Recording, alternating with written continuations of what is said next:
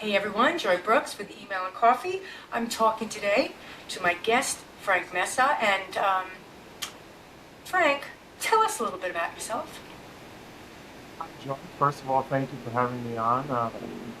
Really grateful to have the opportunity to have a meaningful discussion with you. I feel that so much content that's out there is just noise and theatrics, and I think that having a nice conversation that will change the pace. So thank you for that meaningful opportunity.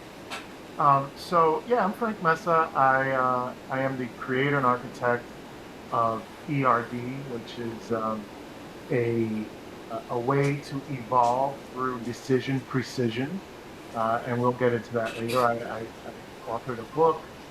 I'm from originally from the New York area. Grew up in New York City.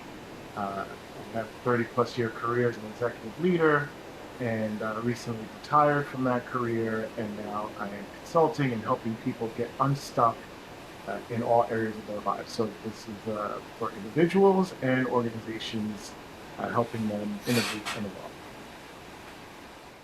A lot of people do get stuck.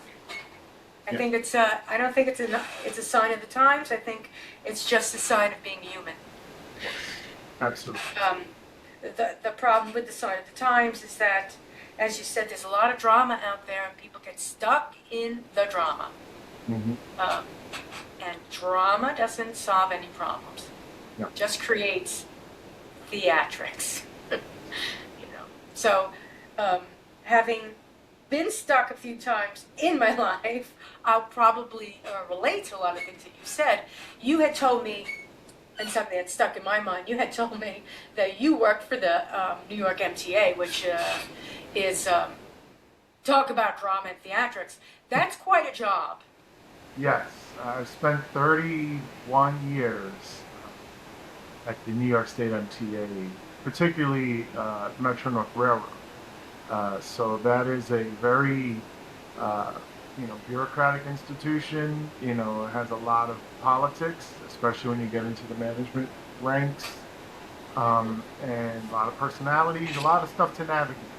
So you learn a lot. You take a lot of lumps, and you try to make the best of it as you can.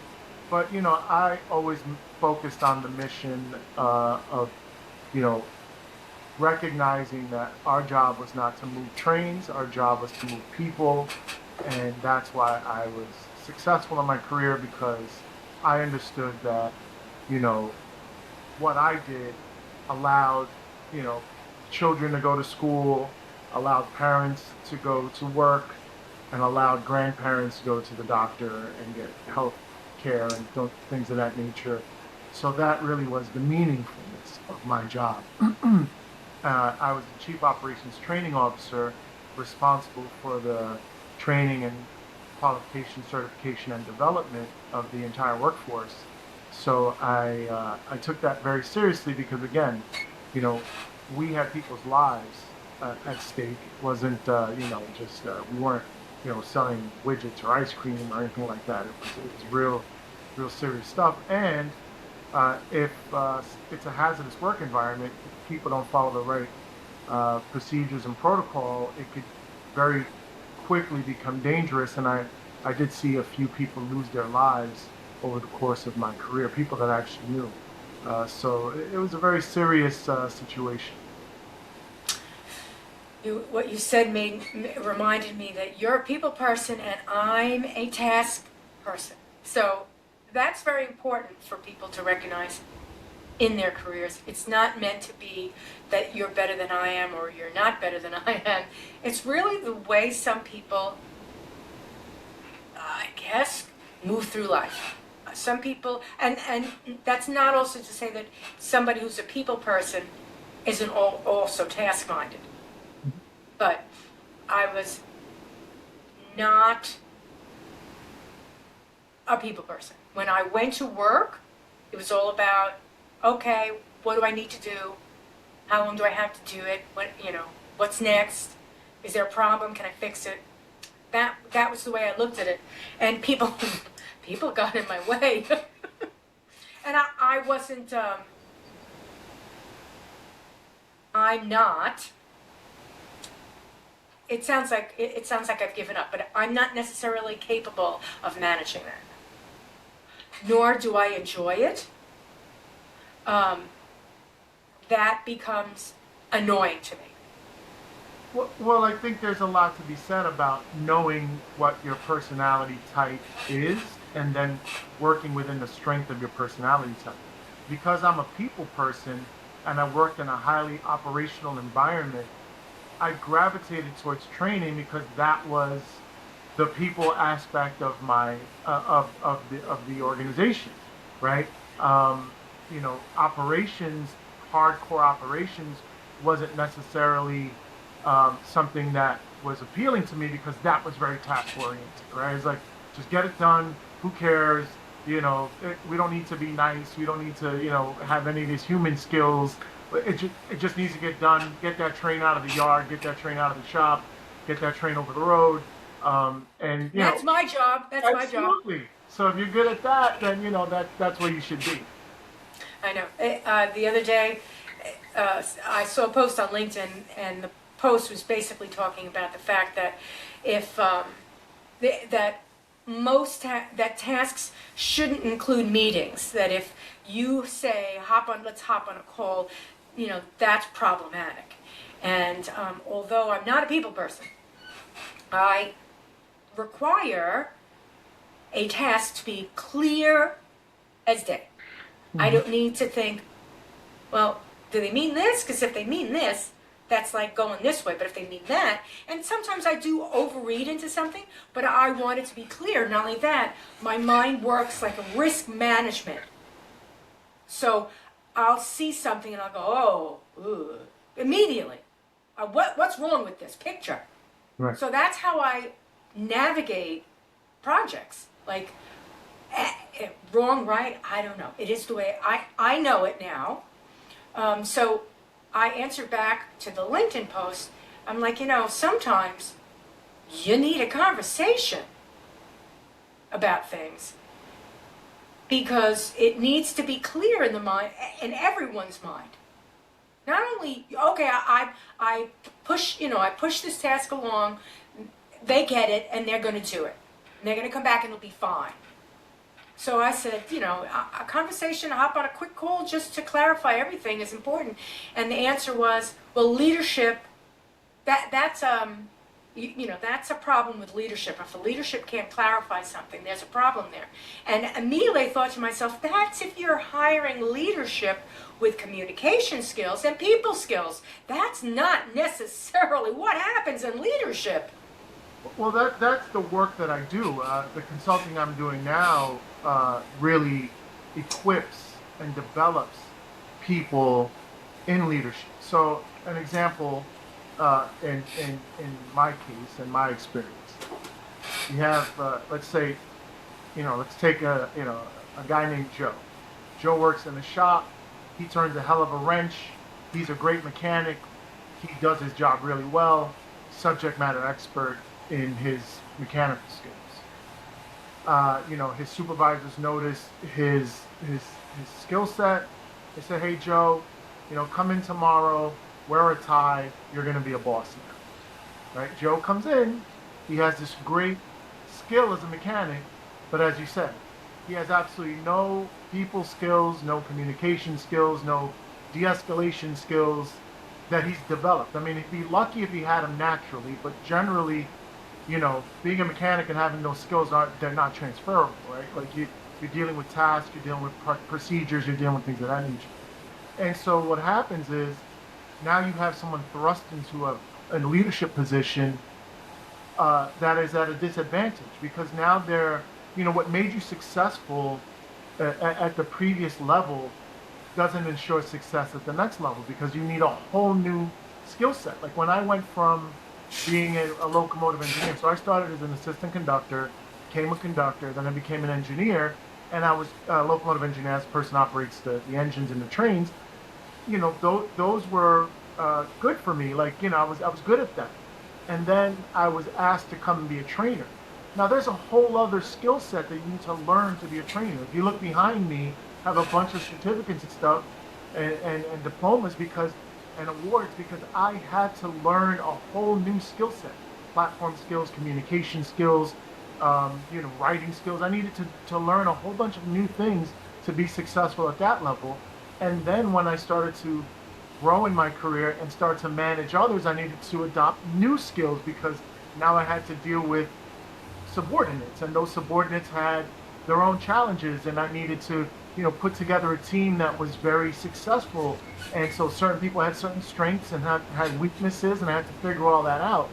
And so I had 31 years of experience doing that, and that's, what I help people with now is that I could come in and help an entire organization, their leadership team, really develop those skills and identify their blind spots and weaknesses that need to be developed so that they can evolve. And that's that. I wonder if you ever met me in that capacity, how much of a disappointment I would be to you. Because I'm stubborn, I know what I can do, and I will fight, and I mean fight, what I don't like, what I feel is a risk to me. So if you were to place me team lead, I could do it. If you give me team lead and give me a bunch of clients, I can do it. But I'm already at my limit. Right. Because team lead with clients that want all sorts of insane things, don't understand why they've resourced you as a team lead, don't want your opinion, just want you to do the job. I mean, have all these things going on. Drama, theatrics going on. I am at my limit. Yeah. And the best thing that I can tell you that I taught myself is how to take a negative, no, I can't do that, and turn it into a positive statement. Yes, I can do that, and here's how. And just explain how I'm not going to do what you just told me, but I'm going to solve the problem this way. Right. Because in my capacity, in my experience, I've learned that sometimes people hire other people to do a job, but they almost don't want the job done. It's a very odd thing. It's a very, very odd thing in corporate. Now, I've always been the outside resource. So they come to me as an outside resource. We need your help. Can you help us do this? Yes, I can. Here's the plan. Oh, that sounds great. I start rolling the plan out. Point one, no, we don't want to do that. Point two, no, we don't want to do that. Like, I'm the expert. You hired an expert, and I'm telling you, we could work with each of these points. You agree to them. It's almost like, here's the template. Let's go. Okay, let's go. Oh, no, we're not doing any of that. So I see a lot of disconnects all over the place. This happens in corporate, and I'm outside of corporate. This happens in corporate all the time, where teams don't want other teams to succeed. Make my team looks bad next to your team. What is going on? These things are very, this is what, brings companies down. Literally. Yeah, I mean, I agree. A point that you made earlier about, knowing yourself and knowing if you're a lead, and then you're also, responsible for clients. What I've seen in my career is that, for the most part, people will get promoted to the level of incompetence. Right? They'll hit that level. Peter principle. Yeah. They'll get to that level, and then they're kind of stuck. And unless they're given support and they have a desire to develop, they're going to be stuck at that level, and they're going to have a hard way there. But to the point that you were making about a lot of this, within organizations, this adversarial dynamic, a lot of that just stems from ego. And, it's like, people feel threatened with other people. I mean, I witnessed that in my career where, I was very ambitious, very, kind of a go-getter, overachiever, and I hit a lot of walls against people that were just threatened because they thought that, well, this guy's trying to outshine me. It's like, no, I'm not. I'm just trying to make the best product that we can possibly make. But because when ego gets involved, that becomes an issue. And again, part of my work is trying to push the ego aside. And a saying that I use a lot is, your ego is not your amigo. And so I make sure that I keep that on top of my mind all the time. And for my clients, I work with them to try to see beyond their ego so that they can focus on the greater mission, and then that creates a better team dynamic. When I was at NBC, when it was sold to GE, and at that point I worked in the finance division, which wasn't the most exciting, but I enjoyed where I was working. So bottom line numbers for all of broadcasting for the entire network. And the atmosphere changed between the RCA brand, NBC under RCA, to the GE brand, NBC under GE. And they hired a number of business school graduates into the finance department, right? So it went from a really fun atmosphere to, who are these people? Oh, so it seemed to me to be this divide and conquer mentality. And I don't know if that's still coming out of business schools or not, but it was very odd. I ended up going for another job, and I finally got out of NBC because it wasn't entertainment anymore. It was just business. In any case, it was a great experience. I was there for 11 years. I'm not trying to disparage the network or my experience. But I will say that through all my career, I've always got to a point where I'm promoted, and it ends. And I have to go to the next job because I'm at the point of no return. And I've never been management, and I shy completely away from management. And this is that pain in the butt. This is why I'm saying I would be a disappointment to you, because I recognize immediately at that point, oh, is that what this job is? And I don't want it. I was the lead trainer for a software firm. I loved the job because I loved the software. And I could explain it and solve problems all day long, 24/7, 365. I enjoyed every bit of it. And the customers liked me because of that. That was the perfect people job for me. Right. And because I had that job, this firm wanted to bring me out of that job up into management. And I was like, no. So tell me, not necessarily how you would teach me, because I'd be your biggest disappointment. How do you basically go about a situation where someone is coming out of the lesser team mentality into a management mentality, where they're no longer, it's not necessarily task oriented, but it's totally people oriented?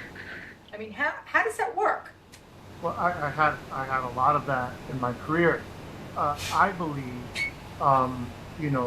setting the right tone and the right culture for your team, for your organization, for your department, whatever, is the key. So I'll go back to what you said about NBC. When NBC was acquired by GE, I believe Jack Welch was still the CEO of GE. Oh, yes. And so he was known as Neutron Jack, right? Neutron Yes. Jack created a culture that was very cutthroat, backstabbing, people, he culled the herd, every, whatever it was, 10% of the workforce had to go on a yearly basis, right? He cut the bottom 10%. He was very focused on that, and that created a very challenging culture for people, right? Because it was very, very, it was dog eat Different. dog, right? Dog eat dog Doggy talk. kind of culture. So for me, I feel that my success always came from identifying people's strengths and weaknesses. So in a case like yours, if you felt that management wasn't your thing, I wouldn't force it upon you. I'd say, you know what, Joy, this is what you do well. This is what you like to do. Like, I use like sports analogies. I'm not going to take a point guard in basketball and force them to be a center. That's just not going to work. They're not going to be a good center. You can't say, hey, you're 6 feet tall, and I'm going to put you in the center versus somebody 7'2". It's not going to work. So you have to know who your players are. You have to know what their strengths and weaknesses are, and then you have to know what their desires are. Right? Your people, Joy, you may say, I'm challenged when it comes to people, and I'm not really the most people person, but I have a desire to want to learn that and to grow into it and develop it. Then that's on me to say, okay, how can I help you do that?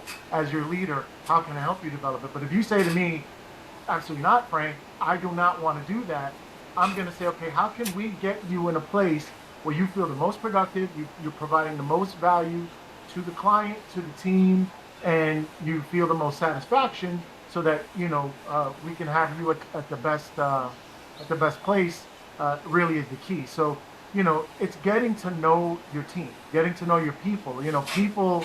It's very important to know them, because you have the wrong person in a position, and it could be a disaster. I was talking to somebody the other day, talking about training. I was talking to a potential client the other day, and they're down in Texas. They're an agency down in Texas. This guy tells me he has a trainer that has had over 200 trainees in the last 5 years. Not one trainee has lasted over a year in their organization. So meanwhile, other trainers have had all these classes and have successfully graduated people, and they're in the workforce and they're being successful. This one person has over 200 people gone through his courses, classes, whatever, and no one has stayed or has been successful past a year. Now that tells you that he's the common denominator. He's not in the right position, right? And so, I have a ton of different assessments that I can do around leadership, around safety, around personality traits that can identify somebody and say, hey, I call it extricate, not like exterminate or anything like that, but I call it extricate. Somebody who scores in that quadrant, like the extricate quadrant, should be either moved to a different position that is more aligned with what they can do well, or moved out from the organization in general. Because you know how many resources are wasted with 200 people, just not being productive. Like they come in for training, they're failing in the training program, and then they're just failing in their jobs because they have such terrible skill sets after training. So that, I would say, is like, you really have to get clear on who your people are, what they're capable of, and what they like to do, and then you manage from there. You know what? This is funny. So you've got these 200 people and this one guy that's training. And I think the focus of your conversation was that these 200 people were failing, and I'm looking at this one guy who's doing the training and going, where does he go? Right. How does he fit in? He's just as human as the other 200. Now they decide, oh, you know what? You don't fit in. There's no other place in the organization for you. We're going to have to let you go. And he goes. Now he has to figure out in his mind, what did I do wrong? Or what was wrong in this? I mean, I've been laid off and I've been fired. And both are very difficult emotionally, but to set up the experience so that you can move on. You're not supposed to forget it. Oh, that's it. I'm not thinking about it anymore. I'm just moving on. It was a mistake. And no, you have to try to get it in your head to think, what is it that I'm doing or doing over and over again? Sometimes in relationships, sometimes in work, doing over and over again, that doesn't work, doesn't last too long, isn't right, or is on the brink of becoming something else, but I'm holding it back. What's going on here? I don't think people necessarily, I mean, I do. Let's not say that people don't do this. I think it's difficult to do this. To assess oneself outside of oneself. Because, you're, talk about ego, it's me. I just got fired. I got to go home and cry. Yeah, absolutely. I agree, Joy. And that self-assessment piece is, to me, the key to all success in life. You have to get to know, knowledge of, know thyself is the beginning of all wisdom. That was like written outside of all the ancient learning institutions and temples and all that, right? So, knowing yourself is going to give you, so much direction on which way you need to go and how you can function in this life. And so I do have a specific assessment towards the decision-making framework that I mentioned at the beginning, ERD. So I'll get into that now because ERD stands for evolve, revolve, or devolve. And I have found all decisions, and again, in my life, I've had a very, interesting journey thus far, that all decisions are going to lead you down one of three paths. They're going to either lead you down an evolve path, which means you're going to grow and you're going to, move towards a path of success. You're going to revolve or be stuck in a loop or a pattern that's going to have you basically stuck. Or you're going to devolve, which means you're going to move backwards or perhaps fail, right? So with that in mind, taking an assessment of yourself to see where you are evolving, revolving, or devolving, and then applying, your energy and your effort around the areas that you're revolving or devolving to move those to evolve. So, and the basis for all of that, the foundation, is really your decision making. So, like I said, I help people evolve through decision precision, right? So you have to be aware that every decision you make is critical. They're all key, and it's in every aspect of life. In your career, in your business, in your health, in your finance, your relationships. Your decisions are what make up your life. The compounding effect of your decisions is what makes up the quality of your life. And so if you're looking at your career and you're saying, well, this person's seeing, well, I got this class of 10 people and they all failed out. I got another class of 10 people, they all failed out. I got another class of 10 and 6 failed out and 4 lasted 6 months and they, got fired because they weren't good enough. Now that person has to reflect and say, okay, something's going on here, take an assessment and say, I'm revolving here. I have a pattern that is not a successful pattern. How can I change this pattern? And then that's where the work that I do helps people break that, kind of that area where they're stuck and start making better decisions, which may be, the person is doing, development work so that they're taking classes themselves so that they become a better communicator or a better, test writer or whatever it is that they need to do to become better at their job. So, or evaluator or whatever they have to do. But it really is about those micro decisions and taking an assessment and evaluation of yourself about the decisions you're making, the outcomes you're getting, and then analyzing those outcomes and making better decisions to get better outcomes. I think I'm thinking back to the 11 years at NBC. So I thought, and whenever I went through my review, and this was so many years ago, I can fondly look back and say, boy, was I dumb.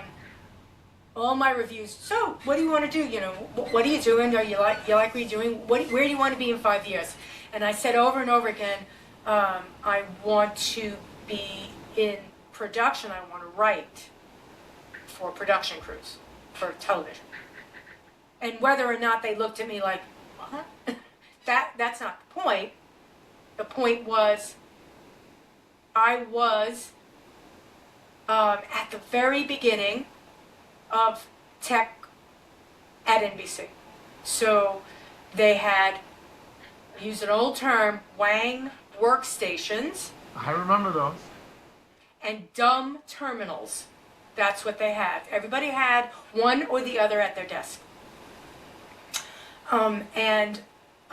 I was always the point person people went to. It's broke, it doesn't work, can you help me? I don't know, I had no education. I just figured it out, right? So, plug it in. Oh, You plug were it in. IT Yeah. before IT existed. So at the point that Wang went out, the next thing that came in were Apple, with Lotus 1, 2, 3, and some sort of a word program, whatever. Word Perfect. Word perfect. It might have, Yes, would have, I remember that. Yes. so, you know, word perfect. So again, there was hardware now, and I started taking the hardware apart and fixing it. Because we had a guy that would come in and he would do that, I'd watch him, and then the next time I could do it. So I'm on that trajectory. It's quite clear where I'm going. Not clear to me, but or anyone else, I don't know, quite clear where I was going. And they're asking me, what do you want to do? And I'm saying, oh, I'm going to be a writer. So total disconnect, but nobody, needless to say, I didn't do it either, but I was dumb and young. Nobody took it upon themselves to mentor me to say, Joy, let's be realistic here. You want to write? We'll put you in a writing class. But we're telling you right now, you seem to like these boxes. So what about, so truly, NBC had so many benefits prior to GE. So many benefits. And they would send you to every single software class you can imagine. So DOS, like Lotus, all of them, every single one. And you would come out knowing how to use the product. And so I went to all the classes and I knew how to use all the product and I knew how to fix the machines and all this stuff. When local area networks became the next evolution, I helped install it on my floor. And I became the unknown known, again, point person to IT. IT didn't like me because who is she?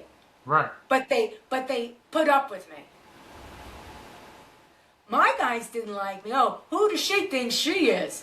She the queen of IT? So I was literally at a point where no one cared until it broke, and then they cared. And I was clueless, and I was going to be a writer. So I can honestly say there are lots of people out there that this happens to, where they are unknowingly on a trajectory. No one recognizes it. And they're floundering a bit. What eventually happened to me was I ended up in marketing. Again, what does that have to do with anything that I'm doing? I ended up in marketing with this flair for tech. And MarTech came like, ba-boom, exploded. And I went back to school for programming. And I was like, oh, duh. Now, I'm not your hardcore programmer because I do have some people skills and I don't like a silo. So I'm in between that nerd. So, you know, I ended up exactly where I needed to be. By mistake, wonderful, it's a miracle, thank you, Jesus. You know, I mean, how it happened, I don't know. But it was a long and painful process. And not everybody ends up there. And it's difficult. So basically the question is, what are transferable skills? How do you recognize them? And how does somebody Joe on the street recognize, I've got transferable skills. I'm proud of these skills. This is what I'm going to do with them. I have a perfect story to illustrate. So when I became Chief Operations Training Officer at Metro North,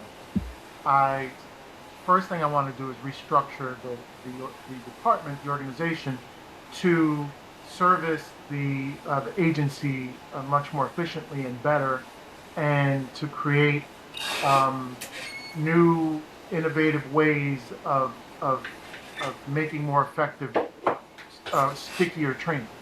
So, but I did have other major responsibilities like regulatory compliance. That was my top priority, to make sure that everybody was following the regulations and were compliant to all the protocols and regulations that we had, because that really is the major danger in the organization. So I started to restructure, and I created a position, a director of regulatory compliance oversight, right? So I created this position, and I had a person that was, he was in charge of our safety training, and he was ideally lined up for that job. He had all the understanding and all of the knowledge to be successful in that position. So I posted a position, I'm interviewing, and I had a guy in my department who, interesting enough, one of the most brilliant people you'd ever meet. He's a person that didn't attend college.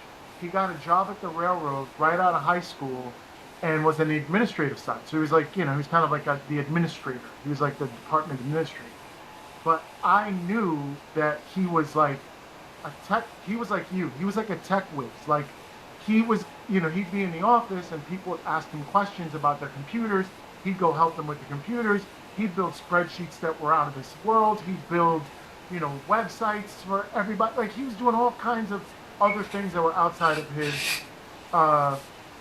responsibilities. But I noticed that he was very, very successful and very knowledgeable in that specific area.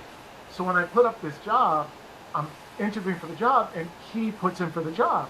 He interviews, he does a phenomenal job, but I knew to myself, I'm like, he would not like this job. Like it's like regulatory compliance is very dull work. It's like looking at a regulation, ensuring that everybody's, taking the course, or that they're, out in the field getting their observations, all that stuff. It's not something he would have loved.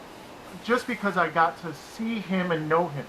So when I didn't give him the job, he came to my office, he was so upset. He's like, I could do that job. I'd be successful at that job. I said, I have no doubt that you could do that job. None whatsoever. But I don't think it's the right job. He goes, I have a family to feed. I could have really used that promotion and blah, blah, blah. I said, I get it, but you got it. There's a term, that people use now, the youth. It's like, let me cook. I don't know if you've heard this term. Let me cook means like, let me work, like leave me alone, watch me do what I do. So then I created a group, a team within the department called Strategy and Innovation. And then I created a director position for that team. And I said, I think you should look into that job. I think that would be a good job. So he interviews, he kills it, he knocks it out the park. And so he gets this job. I give him this job. And he goes nuts. We start winning awards for virtual reality training because he's great at the technology. He understands the finance piece because he's an administrative guy. He handled our finances. He started to implement digital testing. I mean, every innovation and technological advancement you could imagine that you could do in like railroad training, we started to do. And we're winning awards in Germany. We're winning awards in North America. Like we're winning awards all over the place. And I retired, and a few months ago I texted him because I had a question something I didn't remember. And the first thing he responded when he texted me, he said, Frank, you were right about everything. I couldn't be happy. I couldn't be more fulfilled and happy than what I'm doing. And I'm like, yeah, because I know that you would have done the job. You would have done a decent job as a regulatory oversight guy. but I know that this is his wheelhouse. He knows technology. He knows how to lead people. He knows how to make a team. He's a funny guy. You know, he built a really great team around him, and he's just stacking wins. But that took somebody who was interested in seeing who their players were, where their strengths lie, and again, not trying to turn a point guard into a center, right? Because, you know, he has an ambition to be a center. You're only 6 feet tall. You can't do that, bro. You know what I mean? Like, you have to do what you can do well and do it. So that's a perfect story where I was very aware of who my people were and where their strengths lie and where their weaknesses were, try to help them work into their strengths, but also help them and support them in their weaknesses. It's sort of a call to action for everyone out there. I'm calling everyone to action here. That take, you know, I'm going to use responsibility because accountability is overused. Take responsibility in what you're doing. You know, yes, day to day, boring, you know, life is just too much. You know, you want to be, you know, taking a cruise somewhere or sipping a drink on the beach or climbing Mount Everest, whatever you want to do. I get it. Take a little responsibility in what you're doing. Because there is a bit of gravity to that. Gravitas, I don't know, what's the word? You're responsible for either a process, make it your best process. You're responsible for a group of people, support those people. If you don't know how to do those things, learn how, reach out, try. That's your responsibility. Do the best you can. Don't just go in and say, well, I'm making money, so I don't care. I get that. Sometimes we are kicked around so much in life that at some point it's just like, yeah, I'll just do it. And you just do it. I get that. But that mentality does not set you up for anything other than, yeah, I'll do it. You're not a machine. We're not machines. We're meant to evolve. We really are.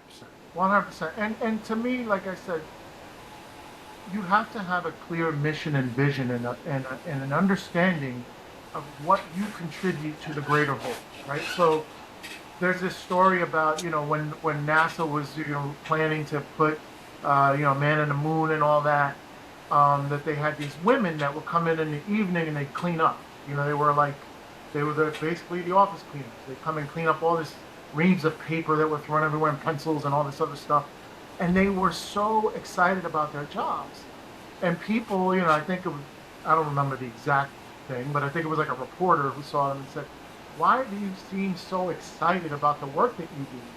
And they said, it's because we are putting a man on the moon. You see, they didn't see themselves as cleaners. They didn't see themselves as just coming in to clean up a bunch of papers, which is what they were doing, and tossing them in trash bins and sweeping and vacuuming. They saw themselves as an integral part of putting a man on the moon, because the people couldn't come in the next day with that mess and continue doing the work they were doing, right? So, like, that's why I think it's of utmost importance if you're a leader to define what the mission is, what the vision is, and give people an understanding that what they do contributes to that and that it matters.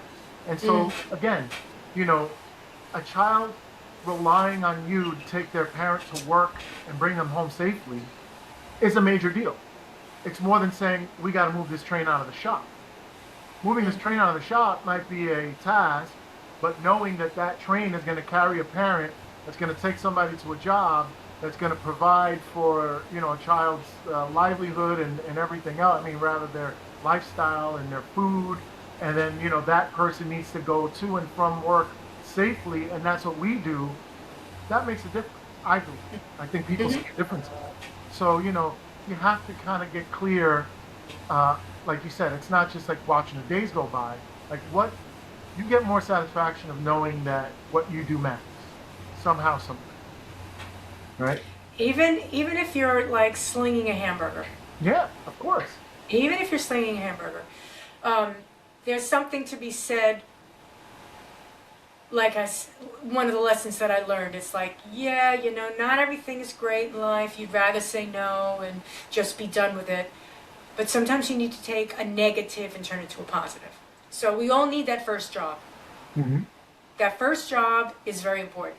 Whether it's you're on a bicycle and it's the moment that you hit a level where you can make money and you're delivering newspapers. Not that that happens anymore, but in many cases it was a young boy's first job.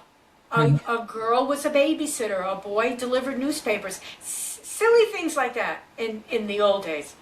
Now it's probably working fast food or something like that. So that first job is so important because you become independent. Oh, definitely. You learn how to take. In school you're taking instruction, but you can always whatever. My dog ate my homework type of thing. You can't do that at work. You can't do that at work. Well, you can do it, but it's obviously you're not going to get paid. So that first job is really important. I think that in many cases it's it's not conscious what we're doing. We're just taking that first job because mom said get out of the house and get a job. So you get out of the house and get a job. And not everybody gets to have that great first job. Some people are interns. Maybe they're not paid, but they get that dream job. They work with those dream people. Yeah, there are some people that get those opportunities. I didn't. I slung hamburgers. I was a babysitter. I slung hamburgers. But I think that people need to take on that responsibility. Take on the responsibility for yourself, and realize that you do need to make decisions, and sometimes they're difficult. But along the lines of decision making, you begin to second guess yourself, and then you make too many decisions, right? Okay, should I get married? No, I don't want to get married. I want to have a career. Okay, I'm just going to have a career. Okay, right? So now you throw all your social life to the winds, and you have a career. And you're at some point where you realize, oh, I really threw people away because all I wanted was my career. And this is something that I see happening now to a lot of people. I don't know if we're downplaying friendship and marriage, or if we're idolizing careers. Both are important. Oh, of course. Family and career is important. Now at the very end of my work, I had always wanted a career. That was so important to me. And I think now, it was a bunch of jobs. And I'm not saying that I'm not proud of what I did. And I'm not necessarily saying that it wasn't a career, because I can say that for over 20 years, I was an email marketing specialist, and I can still dance circles around other people when it comes to that. So yeah, it was a career, and I'm a specialist, and I'm damn good at it. But it's just, it was a job that I enjoyed, that I did, that I experienced, but it's part of a big picture. And had I decided to throw people to the winds over my career, well, you know what? I think I did do that. I think I did throw a lot of people away in order to do better. Yeah, Joy, you touched on a couple of things, and I wanna go back, tell a bit of a story that's also in my book. I don't think I named the book, but it's called Alchemy. It's as easy as ERD. You can find it on my website. You can find it on Amazon. And I'll put it down below. Yeah. So, a story. It's in my book. When I was around 8, 9 years old, I wanted to join a football team. It was like a little league football team. I went to my dad and I said, my dad was an immigrant, came from Cuba, worked his entire life, since the time he was a child, um, and I said to him, well, I want to join this football league, and this is what it costs, and this is what all the pads cost, and this is what all the equipment costs, and everything. And he looked at me and he said, okay, you get half the money, and then I'll give you the other. And I'm like 8, 9 years old. I'm like, how the hell am I getting money? And he's like, well, figure it out. So I went out, to ask some of my friends that were out, playing in the street. And I said, do you know of any jobs? He said, yeah, actually, a couple of guys, they distribute circulars. So circulars is kind of like newspaper delivery, but the circulars are like the new supermarket circulars. And they said, there's this guy, his name is Jack. He'll pay you, and you go down the street with a big bag and you put them in everybody's like doors and their gates and stuff like that to distribute the circulars. So I went, I asked this gentleman for a job. He gave me a job. I'm like 8, 9 years old carrying this huge bag, a bunch of other kids through neighborhoods in Queens, putting circulars around. So I got up half of the money. I was so excited. I went to my dad. I was like, Dad, I got a job. I got the money. Here it goes. And he goes, keep the money. Here's all of the money. I just wanted to teach you a lesson about work ethic. And he goes, now grow that into whatever job you do that you choose to do, be the best at it. If you're going to be a street sweeper, be the best street sweeper you could possibly be. And that really instilled in me a very strong work ethic from the time I was 8, 9 years old. So every job that I got and everything that I did, I attacked it with that same kind of attitude. It's like, I'm just going to try to be the best at this. And at Metro North, I never applied to be a manager. I was operating the train, and the guy who was in charge of the train department rode the train with me up on the head end on the engine up the Hudson line, looking at the Hudson River at sunset. It was a beautiful evening, and we had a great conversation, and he called me the next morning and said, hey, do you want to come work for me?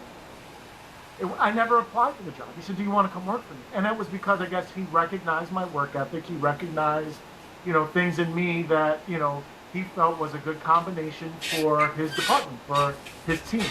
So the work ethic is very important. But also part of my work around the ERD framework is that life isn't just a career. Life isn't just relationships. Life is everything. It's like your health, it's your finances, it's your career, it's your relationships, it's everything. And you really need to put your energy into all of these things so you can have a well-balanced life. So in my case, I talk about ERD, and I did a self-assessment for myself. I said, okay, where am I evolving? Where am I revolving? Where am I devolving? So evolving, my career. I was always very good at work. Like I was at my career, I was doing well. That was a work ethic that was instilled in me, and that kind of came naturally to me. So I was evolving there. I didn't really have to change anything in that aspect of my life. Revolving, I was pretty bad at relationships. So I was married 3 times, divorced 3 times, kind of going through this cycle of, relationships that all kind of looked the same. The faces were changing, but the thing was the same. It was like the same process. I was in the same loop. So I was revolving there. And then devolving is in my health, because I was in a career, I was in a high stress, had high stress around my relationships, so I was drinking a lot. I drank a lot of alcohol. I came home from work, the way I blew off steam was to drink. So I was drinking, I was eating too much, I was way overweight, I was diabetic, had high blood pressure, high cholesterol.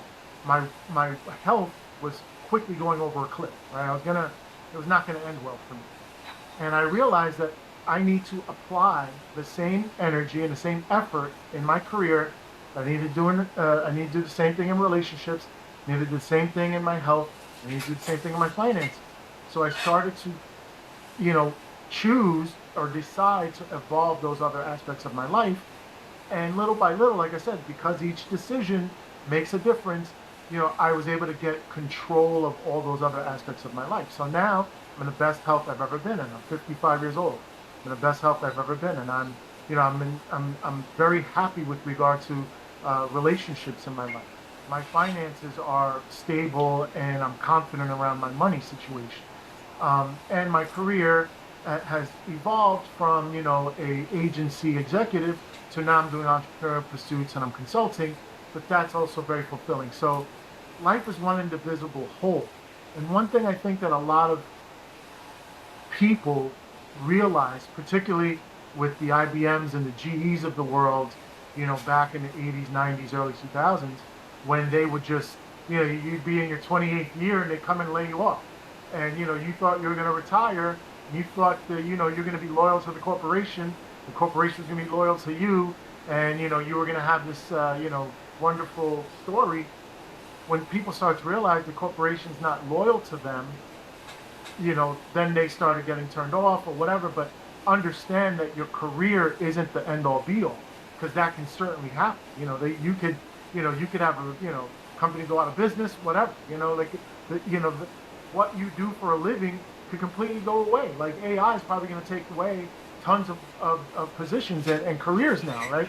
So if you define yourself by only what you do, then you're setting yourself up for a big disappointment. So I am very clear that you have to look at life as one indivisible whole. You have to really work on all aspects so you can have a really fulfilling, full, balanced life. Sometimes it's not only the cards you were dealt and then getting angry that you got a bad deal. Mm-hmm. Because I'd say that most of us at some point in our lives are getting dealt a really crappy hand. Oh yeah. Like what am I gonna do with these cards? What is this? I'm out. Well, I'm gonna bluff the hell out of this one. Exactly. You have a decision to make. I'm gonna bluff the heck out of this, and then I'm gonna win, and I'm never gonna tell anybody what I had at first. I mean, really, the point is, it is your responsibility. Every little aspect of your life is your responsibility. There is the point where you can't make a decision, and sometimes you'll procrastinate. And you may say, oh, I'm a procrastinator, but I think everyone needs to learn the fine art of procrastination. So there may not be initially a set of circumstances may reveal themselves in your life. You may say, oh my gosh, what just happened? And I have to make a decision now. Maybe not. Maybe procrastination is not just, I don't want to make this decision, I just want to close my eyes and put my head into the ground and hope somebody fixes it for me. It may be it's not, I don't have it within me to do something right now. So I think we need to give ourselves the good grace to say, I'm in the the deer in the headlights mode right now, and I can't make a decision, and it's okay. However, realize, okay, I'm going to have to come to grips with this sooner than later. It's sort of like when somebody passes away and you're very sad. Give them the grace for grief. But the person 2-3 years later, snap out of it. Move on, right? You got to move on. So I know in my life right now, I'm moving from New York. And there's a bunch of things that I have to do all myself. I never thought that I would be a widow and have to do this. I always thought, oh, the Mr. and Mrs. are going to go off into the sunset and be wonderful life. We'll retire together. I want to be. No, it didn't happen that way. So I have not planned for it, but there's so many things in life that you don't plan for. So I would say for 2 years, I was in procrastination mode over the move. Because a big deal. My husband passed away 6 years ago. And I thought I could do it in New York. I can't do it in New York. And that realization was like brakes screeching in the night. And I listened to that screech for about 2 years trying to figure out, I'll do this, I'll do this, I'll do this, I'll do this, I'll do this. It'll work. I'll do this. It will work. And all of those things, as I applied them one at a time, none of them worked. I was like, okay, I'm moving.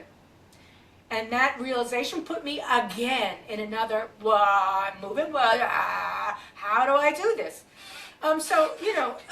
Life is going to continuously throw you these curveballs. Procrastination is not necessarily a bad thing. Perhaps we just need to sit in the moment and understand, what is it that I'm procrastinating? Why is it that I'm procrastinating this? Is it just fear? It's just fear. Okay, I can deal with that. I'm afraid of the unknown. Okay, so how do you take an unknown and make it a known? Okay, you take one step at a time. These things are not necessarily specifically taught to us. The pieces of them are taught.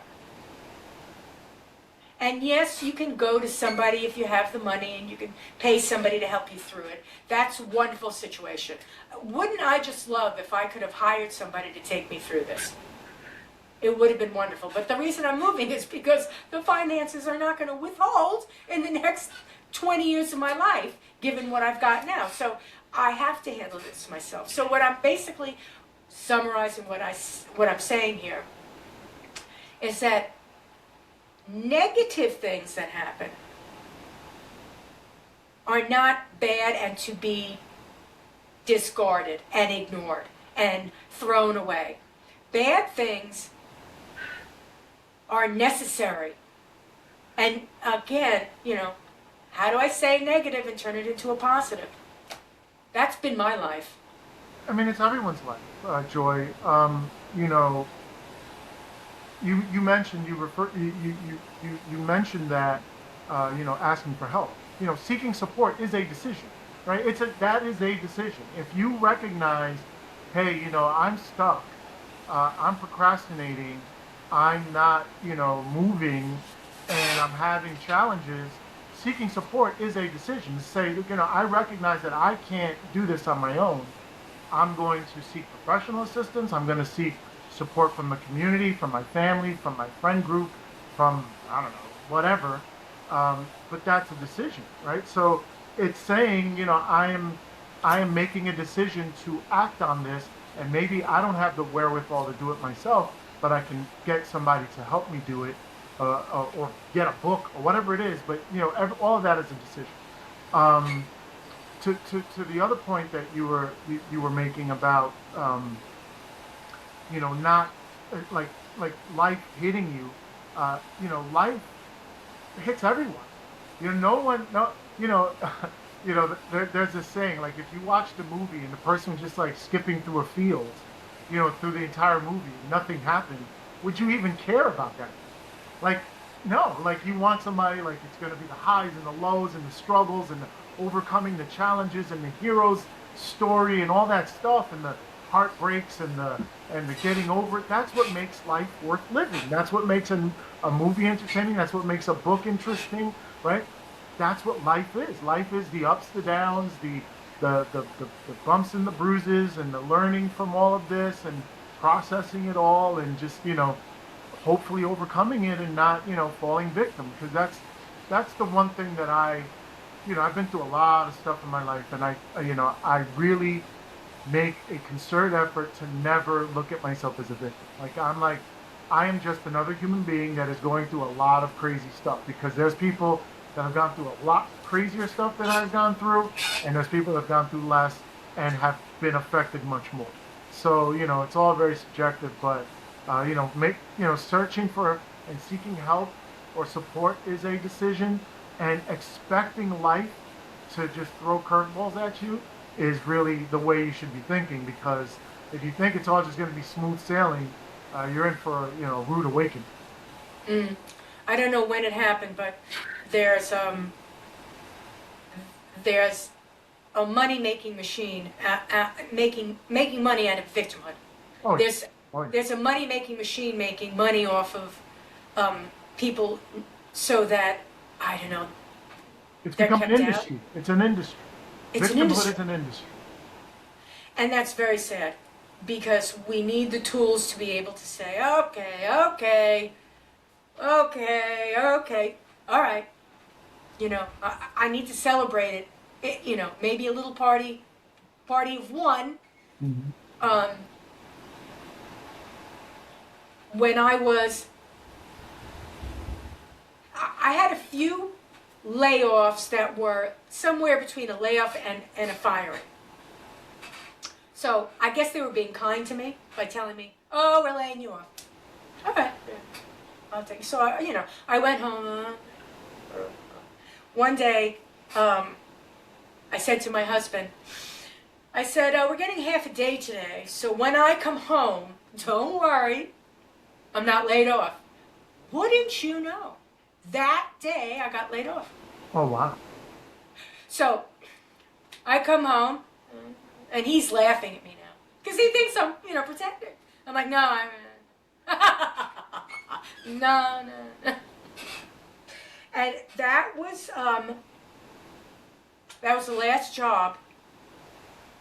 That was my last corporate job because I realized I can't give somebody else the responsibility of my career.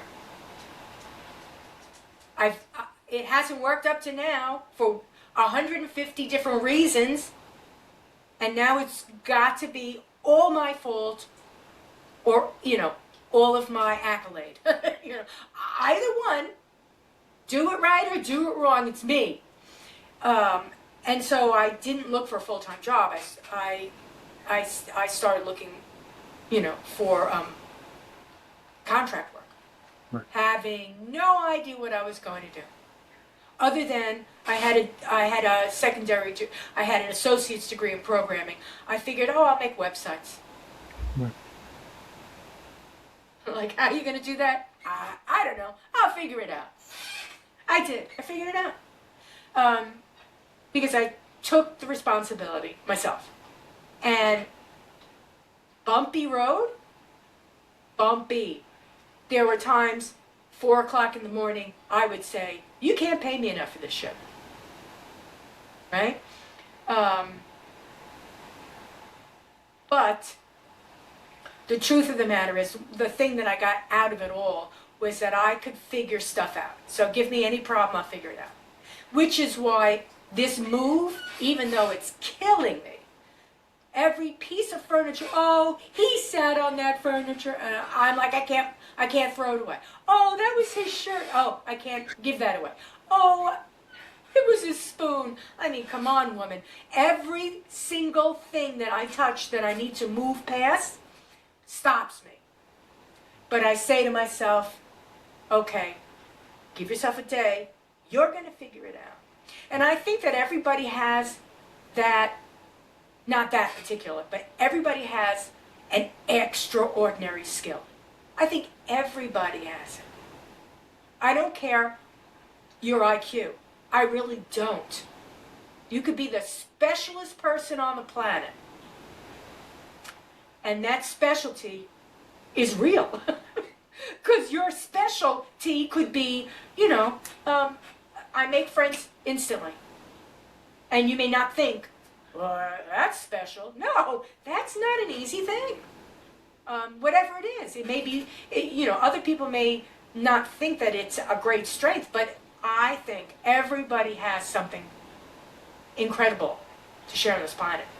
I think something that we all share as human beings is the ability, if we apply ourselves, to stick to something until we wrap our heads around it, and then solve it, right? So think back to prehistoric man, right? Like prehistoric man had to go chase down an antelope to go eat, right? So prehistoric man couldn't run as fast as the antelope, was not as strong as the antelope, but what it did was it followed the antelope until the antelope got so tired that the human was able to overcome it and then take it and then was able to eat, right? So if we look at life that way, you say, hey, yes, I'm having challenges with this move, or I was having challenges with becoming a website developer or a contract worker, and 4 o'clock in the morning I wanted to give up.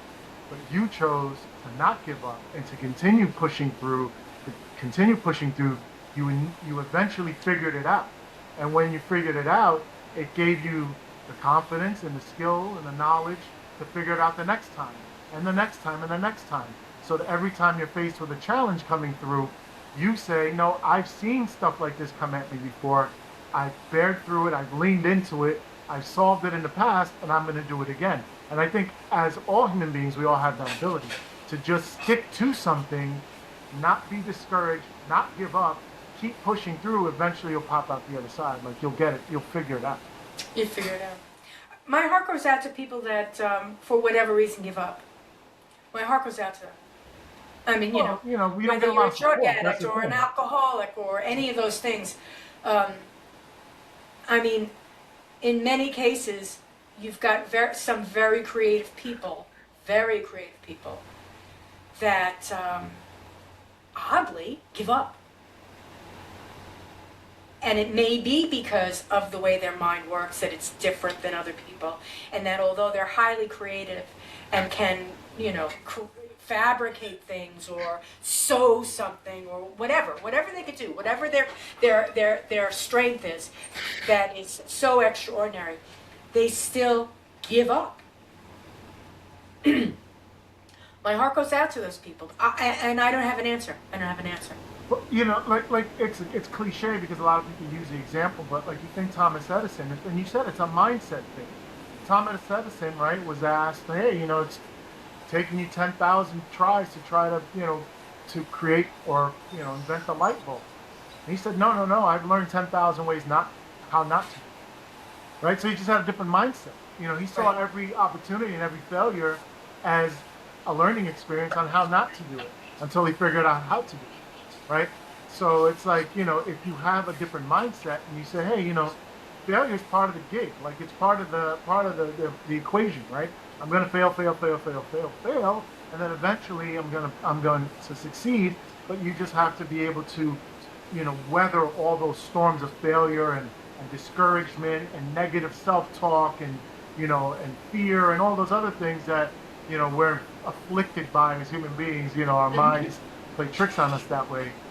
Some people are endowed with, stronger mental fortitude that they can just take on all those challenges and and continue through.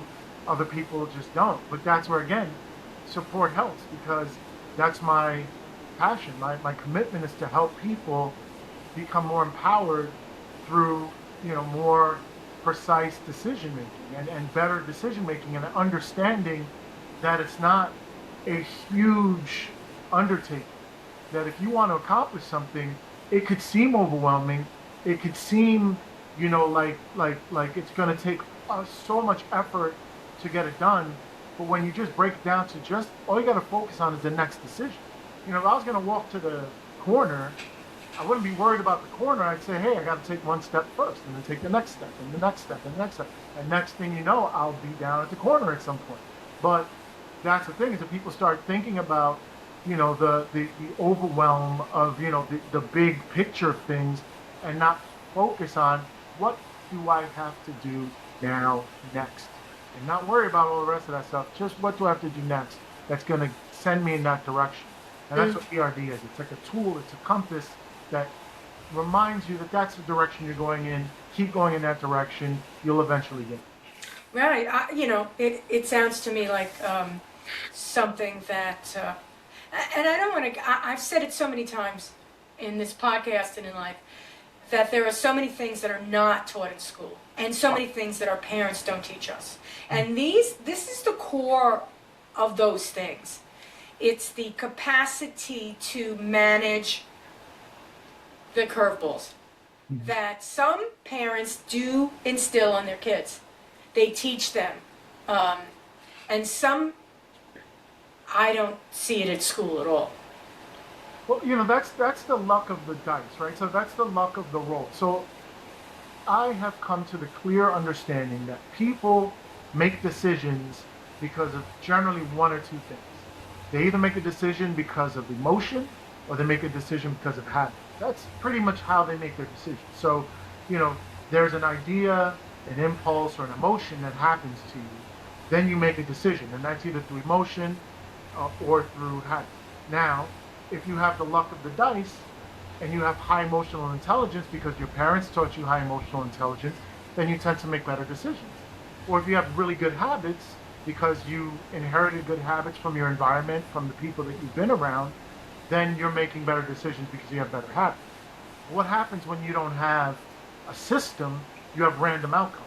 So, for instance, in my case, I grew up in Queens, New York, in the 70s, 80s, 90s.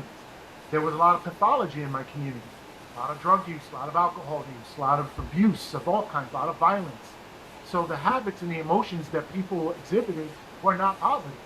So if I'm making decisions from those things that I've learned from my environment, then I'm making bad decisions, and most people are doing that. So when I create this framework, this ERD framework, it's a tool to filter your ideas, your impulses, your emotions, to stop and say, okay, I have this idea, I have this emotion, I have this impulse. Now I have to stop and say, okay, when I make this decision, it's going to send me down one of three roads. It's going to send me down the evolve road, the devolve road, the devolve road, right? Whereas before, the way I was, kind of taught habitually was when you got stressed out, you went to the bar or you had a few drinks, to blow off the steam. You go with a bunch of your boys and you go to the bar and you get, shit faced. And so that was habitually what I did. Stress equal drink. Stress equal drink, right? And that was just habit. But now if I get stressed, I put it in the box, ERD box, and I say, okay, if I drink, that's going to send me down the devolve path, because that's going to affect my health. It's going to affect my relationship with my significant other. It's going to affect me tomorrow at work, because I'm going to wake up feeling like crap because I'm hungover. So I'm not going to choose that. I'm going to choose taking a walk around the block to blow off steam, or going to the gym, or whatever. Have a conversation with my significant other, or therapist, or whatever. But without a system to make decisions, you end up making these emotional or habitual decisions that lead to, generally negative outcomes. Because, well, the most part, like I said, unless you have the luck of the role, and you came up in a really positive environment with positive parents and great habits and emotional intelligence, and your environment and education was all of that prepared you to have that. The rest of us, who is the overwhelming majority of humanity, doesn't have that. So how do we adjust? And this tool that I've created, I believe, is the key to really empowering people to make better decisions for better lives. I'm all for a toolbox. I think that everybody needs their toolbox. Mm-hmm. So you may have a bunch of different things in it, and over the years you've collected them, and you just carry it around, and you just say, oh, you know what, I need this tool right now. Mm-hmm. I need that tool, right? It's important. And, some people use a screwdriver, and some people are going to use a scissor. I mean, I don't really care what's in it. You're going to pull out you have the tool in it to help you. And that's taking responsibility on everything that's happened to you, looking at it and realizing, not I don't want to think about it, but maybe, I don't want to think about it right now, but, I'm going to get some kind of closure on it. I don't necessarily need to get a blimp with, words on it that said, I'm a jerk, I did this. But you could say silently, I was a jerk, I can't believe I did that. But you know what, when it happens again, hopefully I'm going to recognize it. Or maybe I'm going to do it 10 times, and then I'll realize it. Honestly, just the other day, I did a jerky thing, and I thought to myself, it's because I get stressed in social situations. Happens every time. And give myself the grace to back off and apologize, say, I'm sorry, and just be able to say, it's going to happen to me again. I know it's going to happen to me again. It's the toolbox. The toolbox for me, for this situation, is to be able to acknowledge that I said something wrong, apologize for it, and then move on and hope that the next 10 tries, I maybe only make a mistake once. Right. But it's going to happen again. Sure. I mean, and part of the what you could potentially take on is say, okay, going in knowing, okay, this is how I generally react. This is my habit. I get into a social situation, stresses me out, and I react this way. Now knowing, okay, I'm going into a social situation, I generally behave this way. What can I do different? Do I, once I start feeling this depression or stress, excuse myself and go to the bathroom? Excuse myself and walk away? Do something where I'm like, saying, okay, I feel the pressure, mounting, I'm about to blow up. Let me do something different. Now you have the power to do that, right? So, not all tools. The only thing about the toolbox is, the problem is some people just have a hammer. and they just use the hammer for everything. They have to have different tools for Oh, different. sometimes you pull out the wrong tool. Yeah, exactly. Exactly. And I think that's going to happen. Again, I have a little study buddy that I talk with every Sunday, and I will normally say something along the lines that I'm not learning as quickly as I'd like to. And her answer is always the same thing. She says, I'm looking at you. You've learned so much. She said, don't compare yourself to where you think you should. Don't compare yourself to others or think where you should be. I'm telling you, you're doing very, very well. And that is a tool that I would never pull out. In other words, necessarily patting myself on the back. I'm always thinking I should be better. I should know. You're very I should hard. know better. And that happens. I think that happens. That's sometimes what spirals the downfall, because we think, oh, it's what is that people call that the what's the term that they call when they don't when they show up and they think, who am I to be in this position? Imposter syndrome. Imposter syndrome. Okay, I don't like that term, which is why I couldn't remember it. I think we all have that. Every single one of us. It's normal. It's not something created in the last 20 years. We've always had it. We look at ourselves and we either, we're the narcissist and we think we're the jam in everything. Oh, I'm the jam. I'm gorgeous. I'm the best. Or we think, I'm not the jam. I'll never be the jam. I'm not even jelly. I'm not, matter of fact, I'm not even Jello. You're hilarious. That's awesome. I like. So I think it's sometimes I think we're a little bit I'm a little bit country, I'm a little bit rock and roll. Sometimes I think we're a little bit narcissist and a little bit who the hell am I at the same time, because I know there are some things that I think I know. Don't tell me. I know. Mm-hmm. And it's difficult for me to listen because I think I know. And then there are some things where I'm like, I don't know what I'm doing. Tell me what I'm doing. And Same person. Yeah, because that happened to me in my life that I had to learn from, because, again, in my career, I was succeeding. I was doing very well. I literally started at the entry level. I got 11 promotions that got me to the executive level. A career of 11 promotions makes you feel like there's nothing you could do wrong. Like you feel like you just have the Midas touch. Like everything I touch turns to gold and you can't tell me shit. And I had to learn to be humble, because there were things that I didn't know. And there were blind spots that I And, I was so involved in my ego that I didn't see those things, and I became an arrogant prick in a lot of ways. That I had to, then rein in, and I had to work on that aspect of my personality to learn that there are things that I could learn, and there are areas that I can develop, and I can become better, that I'm just not the best. But we all have that, right? We all have, in one ear, we're being told, our self-talk is telling us we're the best. The other ear, self-talk is telling us we aren't anything and that we're the worst. And you have to balance that. You have to like calm that madness, down, because it's consistent. It's constantly, that mental conversation, that dialogue going on inside each one of us, that is, a battle of good and evil. Mm-hmm.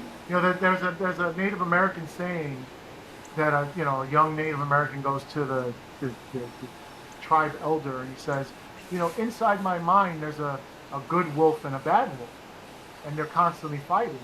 And he asked the elder, which wolf is going to win? And the elder said, the one that you feed. Right? So if you focus on feeding the good conversation, that one is telling you you're competent, that you are worthy, that you have earned this, that you know what you're doing, that you're progressing, then that is going to eventually drown out you're an imposter, you don't know what you're doing, you suck, blah, blah, blah. So ultimately, if you feed the good wolf, it'll beat the bad wolf. And then you need to somewhere down the line find the humble wolf. Exactly. Because Humility is, a lot of people say, oh, it's a bad thing. I'm like, no, it's not. No, it's a It's great not. virtue. It's a great virtue. And you could be the greatest person in the world, but at some point in time, you need to realize that that the ordinary is the extraordinary. But put yourself back into the everyman. Because being in that place sets you up for the next challenge. While if you're the extraordinary, there is no next challenge. You're already extraordinary. Mm-hmm. But we are all, I'm saying, we are all extraordinary. We really are. It's a miasma of stuff. I mean, it's a million colors, it's a million feelings, it's a million things happening all at once. There are no answers, there's no instruction book. We're all going through it. Yeah. I have no answers, I have a bunch of questions, and sometimes they're not even the right questions. And it's all okay. Absolutely. I want to also share my belief that staying still or revolving is the real trap, right? Because that's where I call it the comfort zone. The comfort zone is where things go to die. If you look at an animal that gets injured, they walk off, they go to a nice comfortable place, and then they just pass away, right? That's the comfort zone. And you'll see it in organizations, you see it with individuals. If you're not fully committed to evolving and innovating and inventing yourself regularly, you're just going to stagnate and fall by the wayside. You know, I use Blockbuster as a great example. Do you remember Blockbuster? Yes, I Video, do. the video store. That was like the thing, right? Blockbuster was like an event. Like you went there on a Friday night, you got your videotapes, you got some popcorn, you got a bunch of stuff. You came home and you watched videos, and it was like a thing. And Blockbuster were these huge stores all over the country, and they were just like they cornered the market on home entertainment. Then you had this little company called Netflix that said, hey, you know, we have this idea about sending DVDs in the mail and also about streaming. And Blockbuster looked at them like, get the hell out of here, walk out of my office, right? And then what happened? Netflix changed the business model. Blockbuster failed to innovate, failed to reinvent themselves, and they went bankrupt. And this little company out of nowhere became this huge, successful company. Same thing with Apple. Like they talk about Steve Jobs. You know, he went into all the record company executives and said to them, hey, I have this device. It's called MP3 player. And I could put 10,000 songs on this device. And they said, no one's going to want that. Everybody loves to buy, a Vinyl. record or a CD and break off the cellophane and read all the stuff inside. They'll never catch on with that. And then look, record companies, the Tower Records and all those record stores went right out of business because they just didn't innovate. They didn't remake themselves. So the same thing holds true with individuals. If you just stay the same, you've been doing a podcast for 6 years now. You told me, you've reinvented yourself. You've gone and challenged yourself in different ways, and now you're contributing something so valuable to society because you've chosen to grow and to evolve. If you don't, you're not going to go anywhere. It's true, and thank you. Thank you for the accolade. It's not easy, but it's very satisfying. At the end of the day, you can say to yourself, I figured it out. Mm-hmm. I tied my shoes. I finally tied my shoes. Isn't that a beautiful thing? It's not a big thing, it's a little thing, but it's a bunch of little things. And all those little things are huge in the end. That's right. And it's something to be very proud of. And, the glass is half full. And, I'll continue to think that. While there are lots of things that in this world scare the ever-loving life out of me, where I'm like, what is going on? I try to back off and say that's the emotion that the industry is trying to, that's what they want. That's, they're pushing that button and it's happening and you're giving them what they want. So snap out of it, go for a walk, figure it out. Just don't let other people necessarily control you to the point where you're no longer functioning. Don't let that happen. Don't surrender control. One of the biggest things I'll say this, about the American dream, and it's not about money. It's about that liberty to be,